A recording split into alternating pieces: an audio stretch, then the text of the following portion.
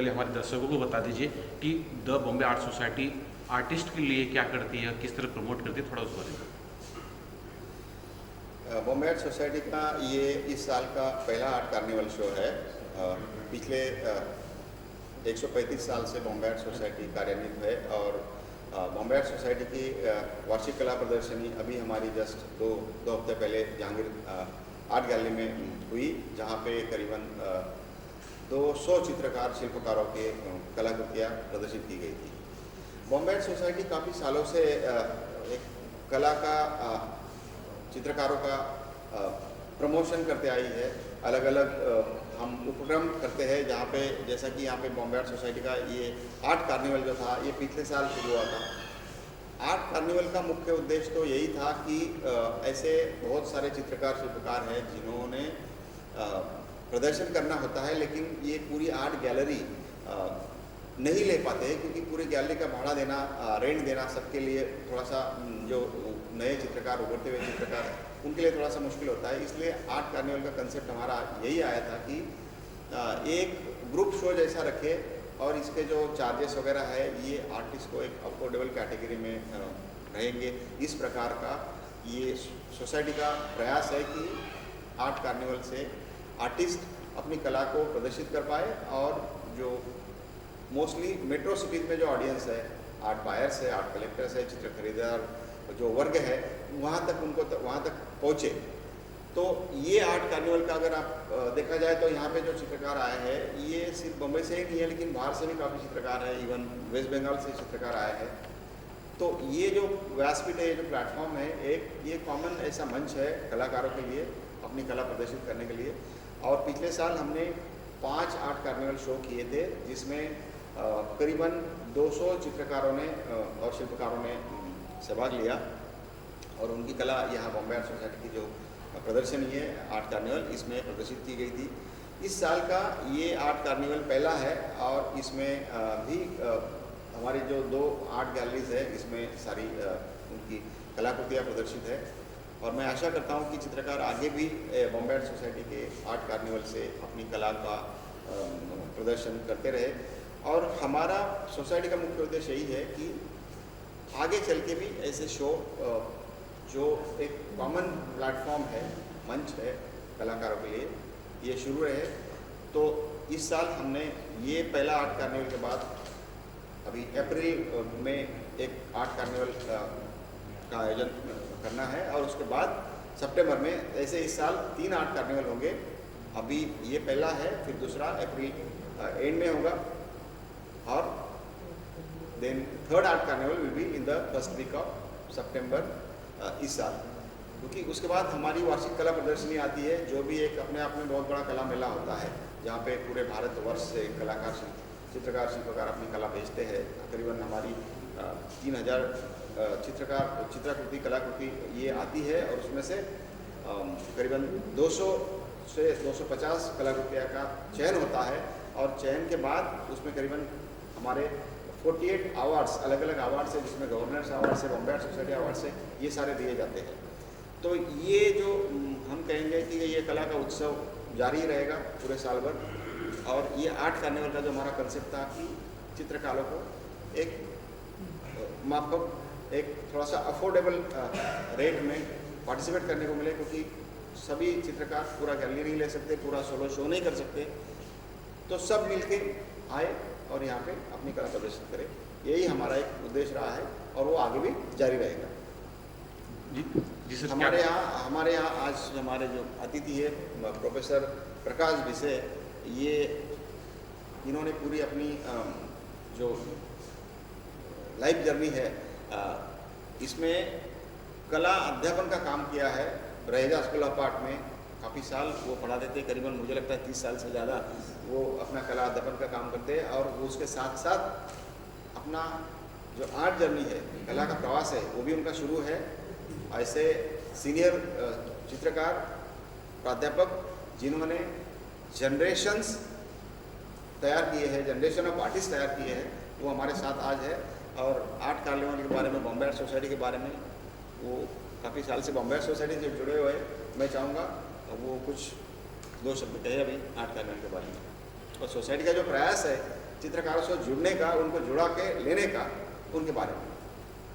जी sir. अभी जो Bombay art society के प्रेसिडेंट राजेंद्र जी पाटिल, उन्होंने बॉम्बे आर्ट सोसाइटी का जो 130 ईयर का जो पूरा प्रवास है, ट्रैवलिंग है, उसका शॉर्ट में सर्वे किया। फिर 2 वीक के पहले ही बॉम्बे आर्ट सोसाइटी का एनुअल एग्जीबिशन हुआ, उसमें काफ़ी अवार्ड थे।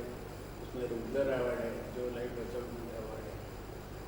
और बॉम्बे आर्ट सोसाइटी का जो शुरू से ही जो ट्रैवलिंग है, जो प्रवास है, तो British time J school of art और Bombay art society, J school of art से जो आर्टिस्ट आज जो बता रहे थे काफी वर्ल्ड जो ऑल ओवर इंडिया के जो आर्टिस्ट हैं, जो उनको प्लेटफॉर्म देना एक बहुत बड़ी बात है। और अफोर्डेबल उनको जो एक्सपोजर मिलना चाहिए वो बॉम्बे आर्ट सोसाइटी का है। और उसके लिए जो प्रेसिडेंट है वो आर्ट फेस्टिवल से काफ़ी जुड़े हुए, उनका India art festival all over Delhi, Bangalore, Mumbai, उससे भी वो ज़्यादा से ज़्यादा ये जो ईस्टर्न मिसेस राजेंद्र पाटिल जो कर रही है जो आर्ट के लिए, उतना कम बात नहीं। और अभी जो ये कार्निवल में जितने आर्टिस्ट पार्टिसिपेट हुए उनको शुभकामना देके मेरे को जो बोलने का पाटिल साहब ये जो अध्यक्ष प्रेसिडेंट है बॉम्बे, जो ये दिया मौका दिया, इसके लिए उनका आभार मान प्रदर्शन करके और आपने मेरे को सुन लिया ये बोलते मेरा ये छोटा सा स्पीच। जी सर, मैं ये आपके अनुभव जानना चाहूँगा कि आपके पास बहुत बड़ा अनुभव है। ये अनुभव जानना, शुरुआत में काफ़ी लोग आर्ट्स उनको चाहिए, आर्ट्स करना चाहते हैं लेकिन करते नहीं है। अमुक समय हो जाता है जब कुछ बूढ़े हो जाते हैं, पैसे से कमा लिए होते हैं, तब उनको अपने अंदर की जो कला है बाहर आती है कि अब हमें आर्ट्स करना चाहिए। ऐसे लोग को किस तरह से आप मोटिवेट करेंगे? क्या उनको करना चाहिए, आप आर्ट में आना चाहिए? देखो म्यूजिक जो है क्लासिकल म्यूजिक, वो लोग रोज सा लगाते हैं, सा रे ग म को। वैसा आर्टिस्ट ने भी रोज उसके लिए रियाज करने चाहिए, चाहे वो स्कल्पटर हो, ग्राफिक प्रिंटर हो, उसके लिए कुछ नया खोज रहेगा नहीं चाहिए, तो ये प्लेटफॉर्म आपको मिल सकता है। जी हाँ, क्योंकि लकीली मैं सब यूरोप म्यूजियम घूम के आया, पेरिस आया, रोम आया, एम्स्टर्डम आया, तो उन लोग का देखेंगे तो पूरा इन्फ्लुएंस अपने ऊपर भी है, क्योंकि ब्रिटिश टाइम थे, क्योंकि इसका एस्टेब्लिश 1888 में हुआ। अभी 130 ईयर का एक बड़ा ट्रैवलिंग है और ये 3rd 4th जनरेशन चला रही है। तो अभी प्रॉब्लम क्या है कि जितने भी स्टूडेंट है नए, उनको लगता है कि झट से मेरे को एक्सपोजर मिलना चाहिए, तो उसके लिए पूरा ग्रेजुएशन के बाद कुछ काम करना चाहिए, तो कुछ स्टाइल आएगा।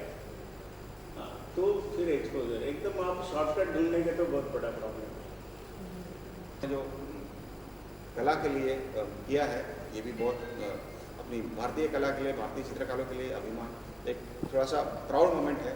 बट यही होता है ना कि शुरू में आपको जो एनकरेजमेंट होता है वो बहुत इम्पोर्टेंट है। शुरू में ये सब मिलना उस टाइम तो और भी मुश्किल था। अभी तो चलो ढेर सारी गैलरी हो गई है, ढेर सारे और ऑनलाइन प्लेटफॉर्म्स है, सोशल मीडिया है, बट उस टाइम ये सब कुछ नहीं था, इंटरनेट नहीं था। आपका जो डिपेंडेंस था ओनली गैलरीज पे था, एग्जीबिशंस पे था, संस्थाओं पे था। तो ये अभी हम लोग बॉम्बे आर्ट सोसाइटी में यही एक हमारी ये है उम्मीद है कि ये हम शुरू रहे और ज़्यादा से ज़्यादा चित्रकारों के पास, शिल्पकारों के पास पहुँचे, उनको यहाँ मुंबई जैसे महानगर में लाए और उनकी कला प्रदर्शित करें। Thanks sir. नितेश सोमपुरा है और यहाँ पर मेरी 2 पेंटिंग्स लगाई हुई है। दोनों पेंटिंग्स जो है वो आबू दिलवाड़ा में जो मंदिर है उसके बारे में है। ये जो आप पहली पेंटिंग देख रहे हैं वो एक्चुअली जो मंदिर जो बने हैं वो तो सफ़ेद पत्थर से बने हैं, लेकिन मंदिर में जो कार्विंग है उसकी जो रिचनेस है, वो रिचनेस को दिखाने के लिए मैंने पर्पल कलर का यूज़ किया है, जिससे एक यूनिक पिक्चर बनता है जो कि आप पेंटिंग में देख सकते हैं, जैसा कि कहीं नहीं देखा जाता। दूसरा जो पेंटिंग है वो दिलवारा टेम्पल का डोम। जब भक्त अपनी भक्ति करता है तो उसे कई चमत्कार के अनुभव होते हैं, उसे कई अनुभव ऐसे होते हैं जिसमें उसे अलग अलग तरह की लाइट दिखती है, भगवान के अलग अलग स्वरूप दिखते हैं। तो ये सारी भावनाएं अलग अलग कलर के रूप में मैंने इस पेंटिंग में प्रस्तुत की है। ये मंदिर भी वाइट है टोटल, लेकिन उसमें अलग अलग कलर से एक कैलिडोस्कोपिक विजन जो भक्तों को मिलता है वो मैंने प्रेजेंट किया है। उसके अलावा मैं बॉम्बे आर्ट सोसाइटी और राजेंद्र पाटिल जी का बहुत बहुत आभारी हूँ कि उन्होंने ये आर्ट कार्निवल का ऑर्गेनाइजेशन किया है, जिससे नए आर्टिस्ट को भी प्रमोशन मिलता है और उसके अलावा जो ऑडियंस है, जो देखने वाले हैं, उनको भी अलग अलग आर्टिस्ट का के पेंटिंग्स एक ही जगह पर देखने को मिलते हैं। धन्यवाद। माझं नाव महेश वाघमारे, मी सोलापूरचा आहे आणि मी कलर पेन्सिलमध्ये काम करतो आहे। आत्ताशी माझी जर्नी चालू झाली आहे, त्याच्यामध्ये मला अजून खूप काही करायचं आहे। तर आत्ताची माझी सुरुवात आहे, तर बघू काय पुढे अजून इम्प्रूव्हमेंट करायचं चालू आहे। तरी माझं पहिलंच एक्झिबिशन आहे मुंबईत, आणि कसा सपोर्ट भेटतो बघू। थँक्यू। आणि पेंटिंग वाले नमस्ते, मेरा नाम निधि शर्मा है और मेरी पेंटिंग है एक्रेलिक ऑन कैनवस जिसका नाम मैजिकल फॉरेस्ट है। जब भी हम किसी भी जंगल में ऐसे जाते हैं तो मुझे बचपन से बहुत शौक था परियों का और उन चीज़ों का, तो मेरे को यही मन में आता था कि मैं जंगल में जाऊंगी तो मुझे परियां मिलेंगी, मेरे को जुगनू दिखेंगे और मुझे बहुत रंग बिरंगे फूल दिखेंगे। तो मेरा बचपन पहाड़ों में बहुत गुजरा है और उसी वजह से मैंने ये अपने बचपन का एक दृश्य इस पेंटिंग में दर्शाया है, जो कि मैं मैजिकल फॉरेस्ट इसलिए कहती हूँ क्योंकि मेरे अंदर जो बच्चा है वो अभी भी जिंदा है। वो कहता है कि शायद मैं यहाँ पे बैठूँ तो मेरे पास परियाँ आएंगी या यूनिकॉर्न आएगा या जो भी है, और मुझे मेरे मन को सुकून देकर जाएगा। Okay ma'am. कुछ बोलना चाहेंगे आप अपनी पेंटिंग बारे में? हाँ, मेरा नाम भाग्यश्री वाडकर, मेरा MFA हुआ है क्रिएटिव पेंटिंग में, और यहाँ पे ये प्रदर्शनी में मेरे ये 2 पेंटिंग्स लगे हुए हैं। सबसे पहले तो मैं बॉम्बे आर्ट सोसाइटी को थैंक यू कहना चाहूँगी, क्योंकि उन्होंने इतना एक अच्छा प्लेटफॉर्म दिया है आर्टिस्ट को, क्योंकि सोलो एग्जीबिशंस स्पेशली पहले पॉसिबल नहीं होते आर्टिस्ट को, तो ये एक अच्छा प्लेटफॉर्म है। और ये 2 मेरे पेंटिंग, इसमें मैंने अपना जो बचपन जहाँ पे मैंने बिताया, जो मेरा नेटिव प्लेस है which is from coastal region of Maharashtra, तो वहाँ के ये पेंटिंग्स, वहाँ के जो फॉर्म्स हैं like mountains, then coconut trees and boats, तो ये सब मुझे ऐसे लगता है कि ये जो सारे नेचुरल फॉर्म्स है वो मेरे दिल के काफ़ी करीब है।